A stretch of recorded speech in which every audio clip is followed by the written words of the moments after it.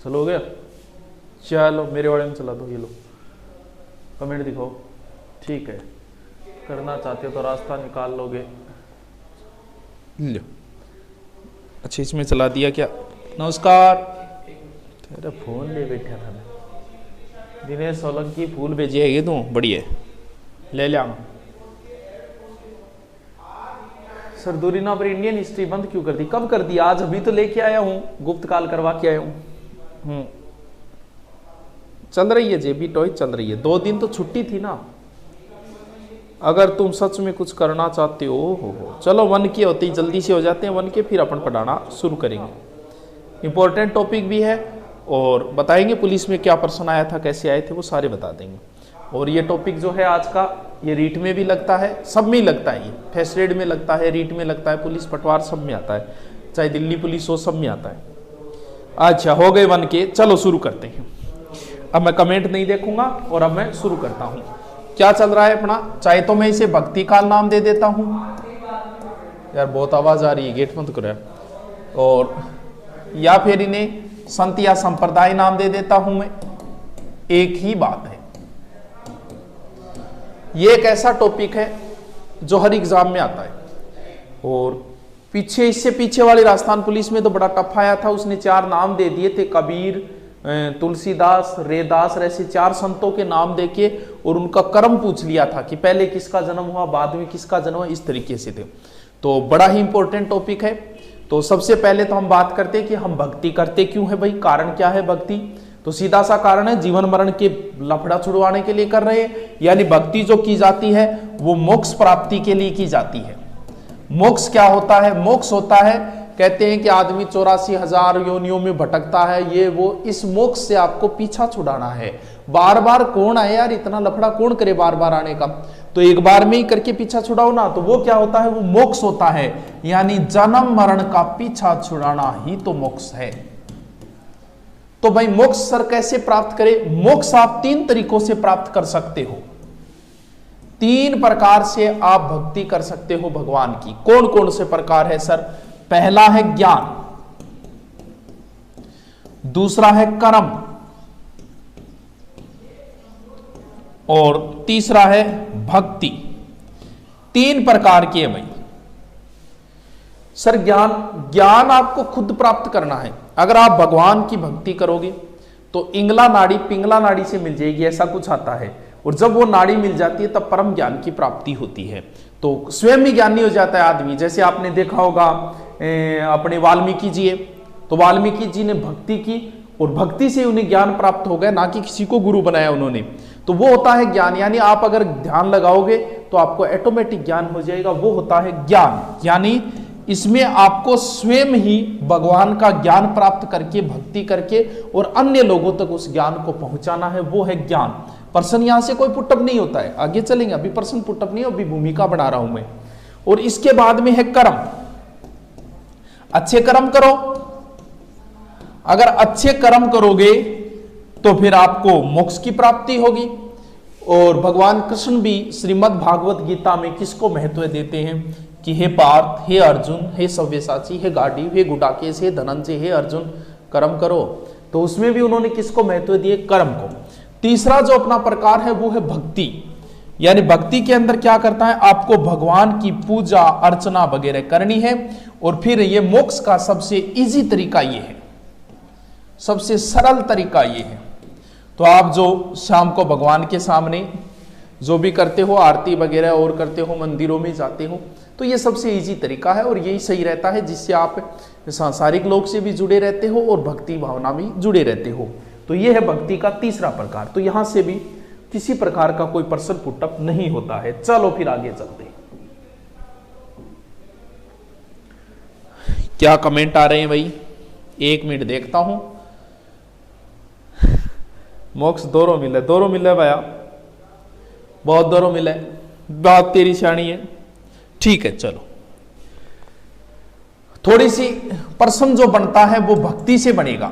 यानी भक्ति शब्द का सर्वप्रथम उल्लेख कहां मिलता है? श्वेताश्वर उपनिषद में मिलता है। बहुत अच्छा क्वेश्चन है ये, भक्ति शब्द का सर्वप्रथम उल्लेख। और भक्ति शब्द का उल्लेख आपको गीता में भी मिलता है। तो कहते हैं कि सबसे पहले जो भक्ति उत्पन्न हुई थी वो दक्षिणी भारत में हुई थी शंकराचार्य के समय। यानी भक्ति उपजी द्रविड़, द्रविड़ का अर्थ है दक्षिण, भक्ति उपजी द्रविड़ उत्तर लाए रामानंद। भक्ति दक्षिणी भारत में भक्ति का उदय हुआ और दक्षिणी भारत से उत्तर भारत की ओर जो भक्ति लेके आए वो थे रामानंद जी, जिनका हम आगे जिक्र करेंगे, रामानंद जी का।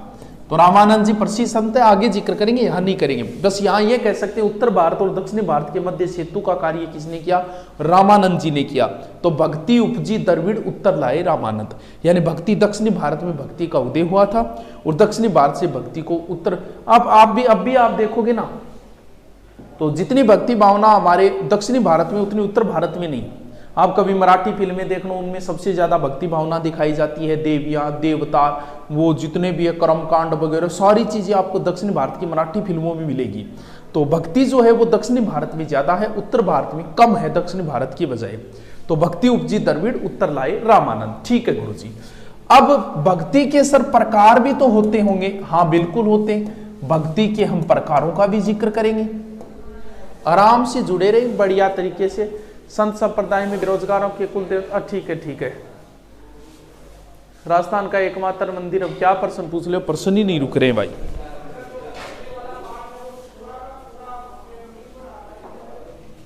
हाँ ऑनलाइन कोर्स के साथ बुक फ्री हो जाएगी मुना। ठीक है करूँ शुरू। चलो इसमें ज्यादा कमेंटों में ना टाइम खराब करें यार।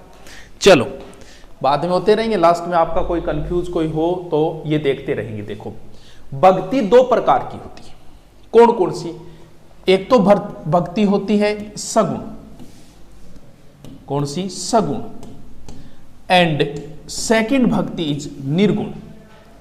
भक्ति दो प्रकार की है, एक सगुण है एक निर्गुण है। इन दोनों से कई बार प्रश्न ऐसे आ जाता है कि निम्न में से सगुण संत है या निम्न में से निर्गुण संत है। तो पहले तो हम इजी तरीके से, इस पे ज्यादा टाइम खराब नहीं करूंगा, मैं एक शब्द में बता दूंगा सगुण क्या है निर्गुण क्या है। तो गुण का अर्थ वैसे तो कोई व्यक्ति सामने जो दिख रहा है वो गुण है। स का अर्थ होता है सामने, और जो सामने दिख रहा है वही तो सगुण है। यानी आप जो भक्ति कर रहे हो ना वो सगुण भक्ति है। आप जैसे भगवान कृष्ण की भक्ति कर रहे हो तो आपको पता है भगवान कृष्ण ऐसे हैं, मोर मुकुट धारण कर रखा है और पैरों को ऐसे कर रखा है, हाथ में चक्र ले रखा है। और आप अगर हनुमान जी की भक्ति करते हो तो हनुमान जी ने हाथ में गोटा ले रखा है। ऐसे ऐसे आपके दिमाग में एक चित्र सेट हो गया कि हनुमान जी ऐसे हैं, विष्णु ऐसे हैं, राम ऐसे हैं, कृष्ण ऐसे हैं। तो आप लोग जो भक्ति करते हो वो सगुण भक्ति है। निर्गुण वो होती है कि जिसमें सिर्फ और सिर्फ आपको कल्पना करनी है कि भगवान तो है और कैसा है वो कल्पना करनी है कि ऐसा होगा, ना कि आप किसी को सामने मंदिर में जाके आप पूजा पाठ करोगे कि ये है देखिए ऐसे हैं।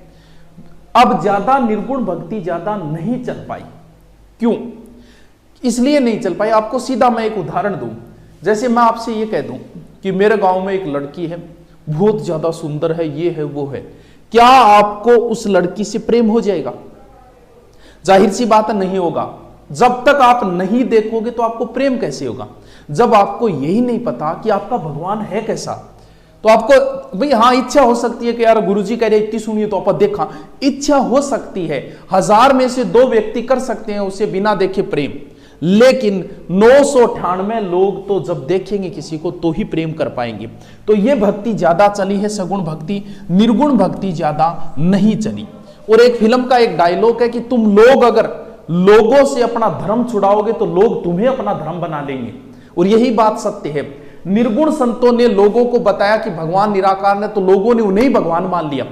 जैसे नाथपंथी है, विष्णोई संप्रदाय है, कबीर पंथी है, ये सारे जो थे ना, वो जसनाथ जी है और जाम्बो जी है, कबीर जी है, ये सारे निर्गुण थे। और इन्होंने जब निराकार बताया तो लोगों ने इनको ही भगवान मान लिया। तो यही तो फिल्मी डायलॉग है कि अगर आप किसी को धर्म छुड़वाओगे तो लोग तुम्हें अपना धर्म बनाएंगे। तो निर्गुण जो संत है ना, फिर निर्गुण संत जो थे ना, निर्गुण संतों को मानने वालों की एक अलग शाखाएं बढ़ती गई। तो सगुण क्या है? सगुण वो है कि जिस जो हमारे सामने दिखे, जैसे कृष्ण राम वगैरह। और निर्गुण वो है कि सिर्फ आपको सोचना है कि आपका भगवान ऐसा है, वो है निर्गुण भक्ति। तो कई बार सीधा सीधा पूछ लेते हैं कि ये संत निर्गुण है या फिर सगुण है। चलो इसका जिक्र हम आगे करेंगे, निर्गुण और सगुण का। ठीक है, बात इतनी समझ में आई।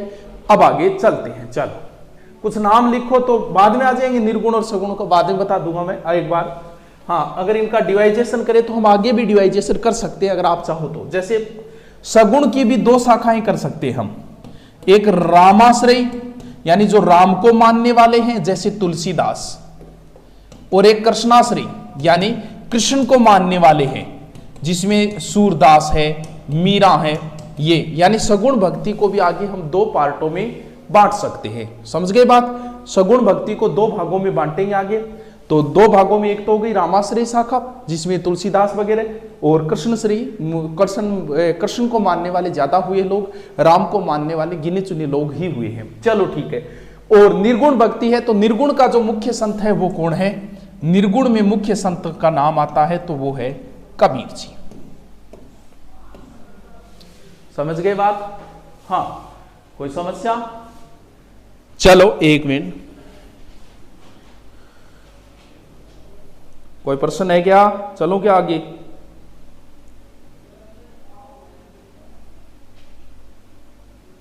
अरे के कह भाई बिश्नोई, के बात हुई कौन के कह दियो तने? हाँ, उनका अलग से जिक्र करेंगे हम। सारे संप्रदाय को, जसनाथ जी का जिक्र करेंगे, जाम्बोज जी का करेंगे, दादूपंथी का करेंगे, तो वो तो हम डीपली जाके फिर हम आगे करेंगे। ठीक है,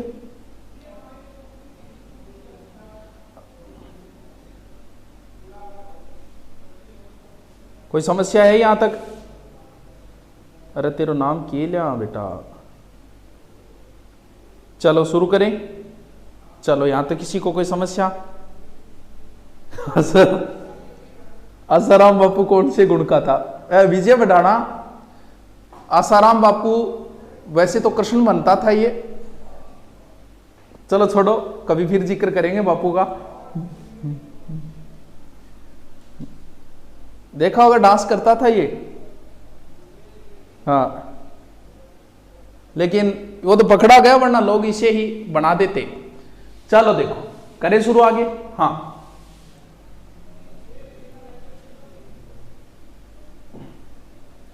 हिंदू धर्म हम बात करेंगे पहले हिंदू धर्म का। किस धर्म का? हिंदू धर्म का। तो हिंदू धर्म को जो है वो मुख्यतः तीन भागों में बांटा गया है। वैसे तो दुनिया का प्रत्येक धर्म ही कोई ना कोई भाग में बटा हुआ है, चाहे कोई धर्म हो, चाहे बौद्ध धर्म हो, चाहे जैन धर्म हो, चाहे इस्लाम धर्म हो, तो प्रत्येक धर्म बटा हुआ है। तो हिंदू धर्म जो है वो मुख्यतः तो दो है, लेकिन तीन भाग मान लेते हैं कि हिंदू धर्म के मुख्यतः तीन पार्ट है, यानी तीन भागों में हिंदू धर्म बटा हुआ है। ठीक है गुरुजी, कौन सा है तीन भाग? पहला तो है भागवत या फिर आलवार धर्म। ठीक है। दूसरा है नैनार आडियार धर्म। तीसरा है शाक्त।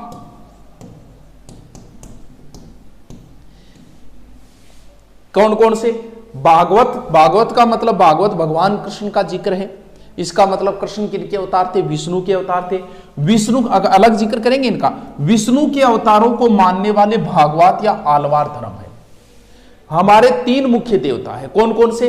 ब्रह्मा, विष्णु और महेश।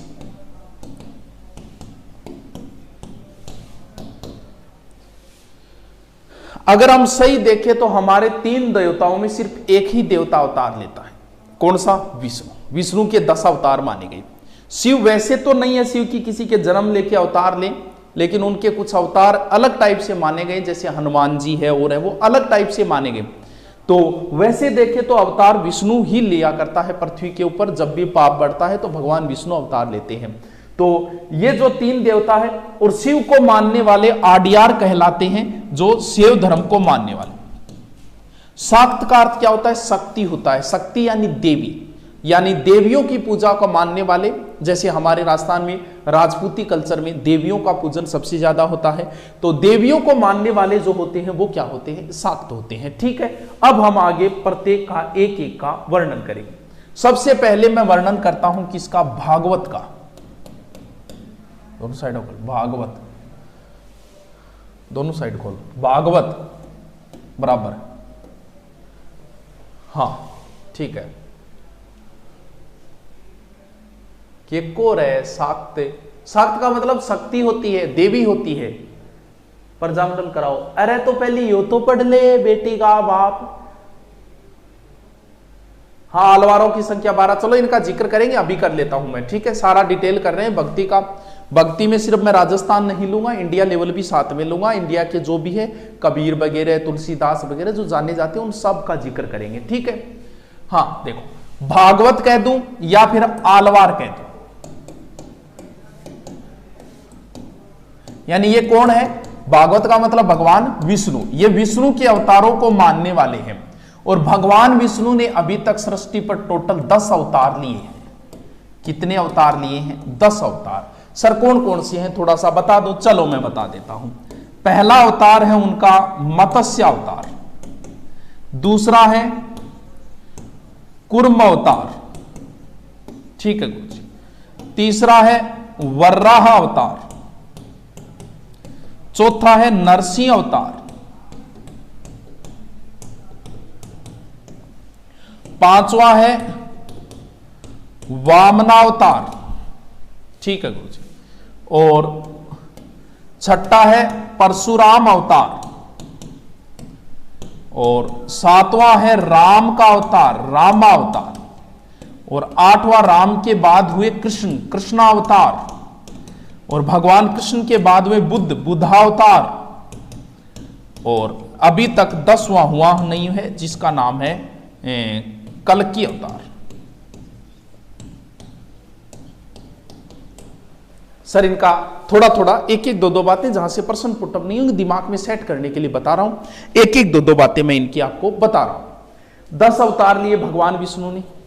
सबसे पहले जो अवतार लिया उन्होंने, कहते हैं कि एक राजा था सत्यव्रत, सत्यव्रत नदी में स्नान कर रहा था, उनके हाथ में एक मछली आई, तो मछली ने रिक्वेस्ट की कि मुझे दोबारा पानी में मत डालो वरना लोग मुझे खा जाएंगे, बड़ी मछलियां।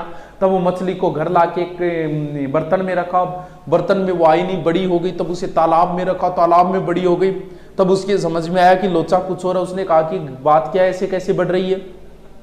तब भगवान विष्णु ने कहा कि एक सत्यव्रत सप्तऋषियों को ले लेना, अब धरती पे पाप बढ़ गए, अब पूरी सृष्टि को मैं समाप्त करूंगा, तो तुम नदी के वहां आ जाना और मैं तेरे को बचा लूंगा, तुम शेषनाग से बांध देना, मेरे सींग पे बांध देना मछली के, और ऐसे करके बचा लूंगा तेरे को। वो है भगवान विष्णु का कौन सा अवतार?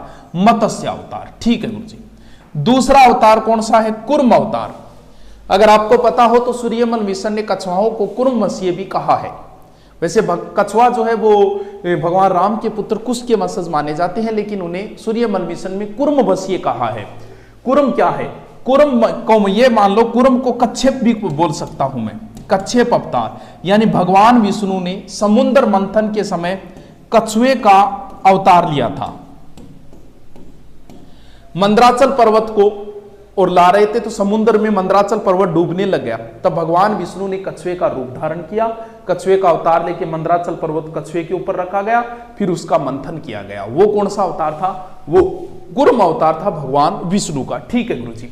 वराह अवतार, ये एक राजा हुआ था हिरण्याकश्यप, उस राजा के समय वराह अवतार लिया था भगवान ने।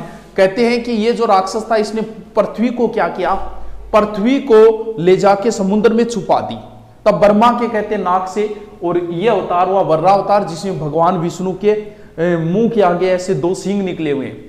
तो भगवान विष्णु ढूंढते हुए पृथ्वी को गए और उस पृथ्वी को अपने सींगों के ऊपर रख के वापस स्थापित की, तो वो अवतार था वराह अवतार।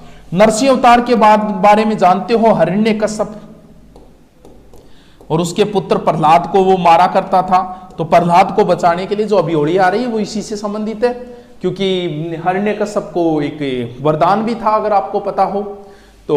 हिरण्यकश्यप के बारे में ऐसी कहावतें आती है कि उसने कहा कि मैं ना अंदर मरूर, ना बाहर, ना ऊपर, ना नीचे, ना अस्तर, ना शस्त्र, और अपने भी एक वंश है राजस्थान का जिसे हिरण्यकश्यप की संतान भी माना जाता है। चलो अब हम जिक्र करते हैं आगे का, वामना अवतार।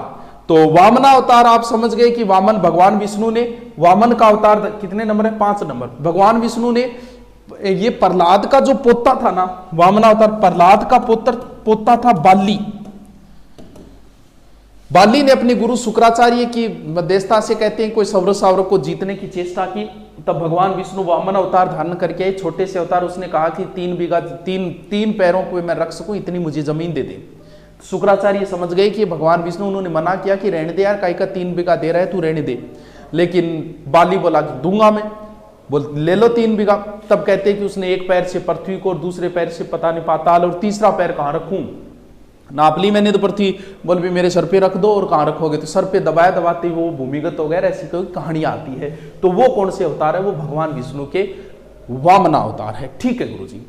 फिर आपको सबको जानते हो भगवान परशुराम जो है वो भगवान विष्णु के अवतार माने जाते हैं। इन्होंने वैसे अवतार जो लिया था वो सहस्र बाहु को मारने के लिए लिया था।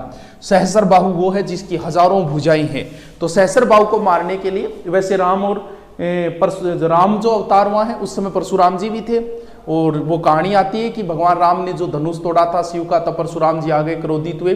लेकिन उस समय तक परशुराम जी इन चीजों से संन्यास ले चुके थे कि अब मैं युद्ध वगैरह नहीं करूंगा। तो उसके बाद में परशुराम जी के बाद में जो अवतार हुआ है वो राम का अवतार हुआ है, जिन्हें बताने की जरूरत नहीं, सब जानते हो, मर्यादा पुरुषोत्तम नाम से ये प्रसिद्ध है। फिर भगवान कृष्ण का अवतार हुआ, और इन्होंने जो ज्ञान दिया वो है गीता का ज्ञान। यदा यदा ही धर्मस्य ग्लानिर्भवति भारत अभ्युत्थान अधर्मस्य तदा नाम सर्जनाम। तो ये भागवत कथा है जो कभी फिर करेंगे, आज टाइम नहीं है। फिर भगवान बुद्ध भी माने जाते हैं विष्णु के अवतार। और लास्ट जो अवतार है भगवान विष्णु का वो है कल्कि अवतार, जो अभी तक नहीं हुआ है। जब कलयुग का अंतिम पहर आएगा उस समय बताते हैं कल्कि अवतार होगा। और शास्त्रों में ऐसा लिखा है कि जब बहुत ज्यादा पाप बढ़ जाएगा और बहुत ज्यादा कलयुग का अंतिम पहर जब आएगा, तब कुछ विशेषताएं बताई गई है कि गंगा नदी उस समय पूर्णतः सूख जाएगी, आदि तो सूख गई। और उसके बाद जब कलयुग का अंतिम पहर आएगा तो गायें दूध देना बंद कर देगी, लगभग बंद कर दिया। मानव की उम्र मात्र 20 वर्ष रह जाएगी उस समय जब कलयुग का अंतिम पहर आएगा। हम 100 से देखते देखते 60 हो गए, तो ज्यादा टाइम नहीं लगेगा, 20 साल के भी हम रह जाएंगे। आने वाली पीढ़ियां, जो अभी बहुत टाइम पड़ा है कलयुग के अंतिम पहर में, और उस समय महिलाओं की चलेगी, महिलाएं जितने चाहे विवाह करें। इस तरीके की कुछ कहानियां आती है कि कलयुग का वो अंतिम पहर होगा। तो वो जो कलयुग का अंतिम जो कल्कि अवतार होगा, भगवान विष्णु कहते हैं घोड़े पर बैठ के बड़ी सी तलवार लेके आएंगे और सृष्टि को पूर्णतः नष्ट कर देंगे। तो इस कल्कि का पुराणों में जो लिखा गया कि कल्कि ऐसे घोड़े पर ऐसे आएगा, तो उसके आधार पे स्वाई जयसिंह ने जयपुर में कल्कि का मंदिर बनवाया था। उसमें कोई एक छेद पता नहीं क्या रखा गया कि वो धीरे धीरे भर रहा है, जिस दिन भर जाएगा उस दिन कलयुग आ जाएगा। चलो ठीक है, ये भगवान विष्णु के कितने अवतार है? 10 अवतार है। ठीक है, आगे जिक्र करें 2 नंबर। आगे जो संत है वो है नैनार। ये कौन से है? आडियार। ठीक है, ये वो है जो भगवान शिव के अवतारों को मानते हैं। वैसे तो अवतार विष्णु ही लेते हैं, लेकिन माना गया है। और इसका उदय वैसे देखें तो सूंग व सातवान वंश के समय प्रारंभ हुआ था। और जो लिंग पूजा है, शिवलिंग की हम पूजा करते हैं, लिंग पूजा का प्रथम वर्णन जो मिलता है वो मत्स्य पुराण में मिलता है। वो मत्स्य पुराण वही है जब भगवान विष्णु ने मत्स्य अवतार धारण करके और कहा था सभी ऋषियों को कि मैं उस समय तुम्हें ज्ञान भी दूंगा जो आगे जाके प्रसिद्ध होगा, वो मत्स्य पुराण का ज्ञान है। तो मत्स्य पुराण में है लिंग पूजा। और ऋग्वेद में सबसे पुराना वेद है, उसमें जो शिव का उल्लेख हुआ है वो रुद्र नाम से हुआ है। ठीक है, वैसे बताएं कि भारत में शिव के 18 अवतार माने गए हैं, और भारत में शैव धर्म की 12 शाखाएं हैं, जिनमें 3 राजस्थान में है। भारत में शैव धर्म की 12 शाखाएं हैं, और जिनमें से 3 कितनी कहां है? राजस्थान में। सर राजस्थान में कौन कौन सी है बताओ? पहली है माननाथी।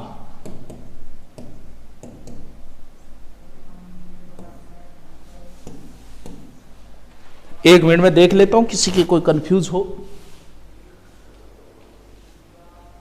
सर ये चैप्टर आपकी किताब में ना है। अरे हर चीज किताब में थोड़ी होगी है? बाप रे, कल की अवतार तो, अरे अभी कलयुग में 5000 साल बाकी पड़े, टेंशन मत ले।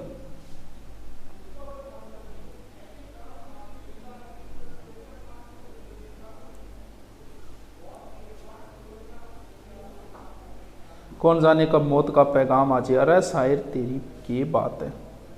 चलो करते हैं, कोई बात नहीं, कोई क्वेश्चन नहीं आए। चलो देखो, हाँ क्या चल रहा था? माननाथी। दूसरी है राजस्थान में जो शाखा है वो है वैराग्यनाथी, और तीसरे हम सीधे कह सकते हैं नाथ। देखो, जोधपुर का एक राजा हुआ था जिसे सन्यासी राजा कहा जाता है, जिसका नाम था मानसिंह, जिसके समय गिंगोली का युद्ध हुआ था कृष्णा कुमारी को लेकर। मानसिंह उस समय जालोर दुर्ग में था और वहीं देव आयसनाथ थे। तो जालोर दुर्ग को जोधपुर सेना ने घेर लिया था। तब देव आयसनाथ ने कहा कि कुछ दिन खाली मत कर, तू राजा बनेगा। और संयोग ऐसा बैठा कि मानसिंह का भाई भीम सिंह, जिसका कृष्णा कुमारी के साथ रिश्ता था, भीम सिंह मारा गया, कोई उत्तराधिकारी था नहीं, तो मानसिंह मर गया। तो मानसिंह बोला, गुरुजी अब तो थारी चलेगी जोधपुर में, थारा कहना है फिर मैं चलूंगा। तो मानसिंह जब राजा बना, राजा बनने के बाद उसने सबसे पहले एक मंदिर बनवाया, महामंदिर, जोधपुर में महामंदिर बनवा के, और फिर अपने गुरु को बुलाया, देव आयसनाथ को। देव आयसनाथ जब जोधपुर में आने वाले थे तब स्वयं मानसिंह उनके स्वागत के लिए गया, और महामंदिर जो है वो उनका प्रधान बना दिया गया, कि इनको देव आयसनाथ को। लेकिन जोधपुर में ज्यादा इन्हीं की चला करती थी, इन्हीं के कहने पे मानसिंह कार्य करता था, तो लोग नाराज भी हो गए। तो अब अमेरिका पिंडारी वगैरह के सहयोग से देव आयसनाथ को मरवा दिया गया। तब इस महामंदिर पर इनके भाई ने अधिकार कर लिया। तो इनका एक बेटा था देव आयसनाथ का, लाडूनाथ, वो बोला मुझे भी कोई व्यवस्था करो, मैं कहां जाऊं। तब मानसिंह ने एक दूसरा मंदिर भी बनवाया था, जिसे उदयनाथ मंदिर बोलते। लेकिन एग्जाम में जो प्रश्न आया कि नाथ संप्रदाय का प्रमुख केंद्र कहां है, तो ध्यान रखना, नाथ संप्रदाय का प्रमुख केंद्र महामंदिर जोधपुर में है, जो किसने बनवाया था, मानसिंह ने बनवाया था। ठीक है गुरुजी। फिर है वैराग्यनाथी, इसके जो मैन माने तो वो भर्तरी को माना जाता है, और प्रधान पीठ है वो राताडुंगा के अंदर है इसकी। भर्तरी जो है वो उज्जैन के राजा थे, और किसी वजह से कहते हैं कि पिंगला के साथ बात बिगड़ गई थी। जैसे भी कोई पिंगला के बारे में कोई स्टोरी का पता चला, और वो वहां से उज्जैन से छोड़ के आ गए थे अलवर के अंदर। राजस्थान में भर्तरी ने अलवर में तपस्या की थी। भर्तरी का जो प्रसिद्ध मंदिर है वो अलवर के अंदर है, जो कनफटे नाथों की शरणस्थली है। ये पूछा था कनफटे नाथों का प्रमुख केंद्र कहाँ है, तो सर कनफटे नाथ क्या होते हैं, कानों में जो बड़े बड़े पहन लेते हैं। तो आप अपनी दादी को देखना, अगर कानों में ज्यादा वजन वाले पहन रखे तो धीरे धीरे कानों में छेद हो जाता है। तो ये बड़े बड़े पहनते कानों में, तो धीरे धीरे छेद हो जाते हैं, कान फट जाते हैं, तो उन्हें कनफटे नाथ कहने लग जाते हैं। तो कनफटे नाथ है वो भर्तरी को मानने वाले, जिन्हें अलवर में, और वैसे भर्तरी का गुफा भी है पुष्कर, भर्तरी मंदिर जो है वो कहां हो गया, अलवर के अंदर, सरिस्कागढ़। ये नवीन शाखा है, और स्थापना जो की गई थी वो नाथ मुनि द्वारा की गई थी। नाथ मुनि के बाद जो प्रसिद्ध हुए वो मत्स्येंद्रनाथ हुए, मत्स्येंद्रनाथ। और मत्स्येंद्रनाथ के दो शिष्य हुए, किसके, मत्स्येंद्रनाथ के। अगर आपसे पूछ ले, चलो अभी बताता हूं, मत्स्येंद्रनाथ के दो शिष्य हुए। एक तो उनके प्रसिद्ध शिष्य थे गोरखनाथ, और दूसरे थे जालंधरनाथ।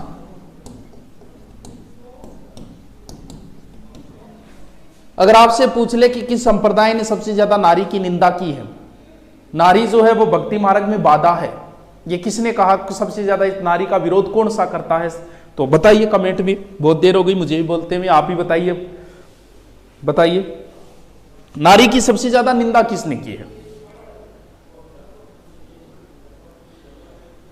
हाँ, तो एडिटिंग का मतलब यही होता है, आपकी किसी के फोटो वगैरह की कंफ्यूज हो तो वो फोटो वगैरह लगा दो, क्योंकि अब एडिटिंग चल रही है तो आप एडिटिंग कर दो, कोई समस्या ही नहीं है।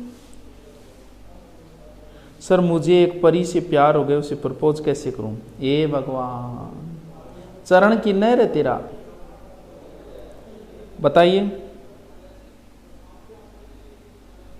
कोई नहीं बोल रहा है।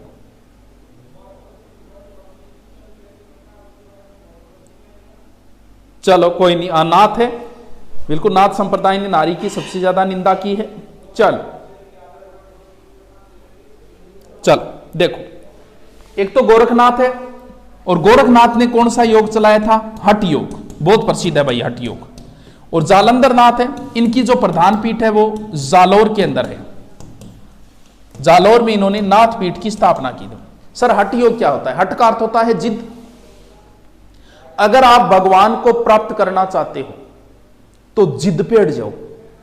आप देखोगे नाथ संप्रदाय को मानने वाले चारों ओर धूनी जगा लेते हैं, बीच में बैठ जाते हैं, कोई एक पैर पे खड़ा होकर भक्ति करनी शुरू कर देता है।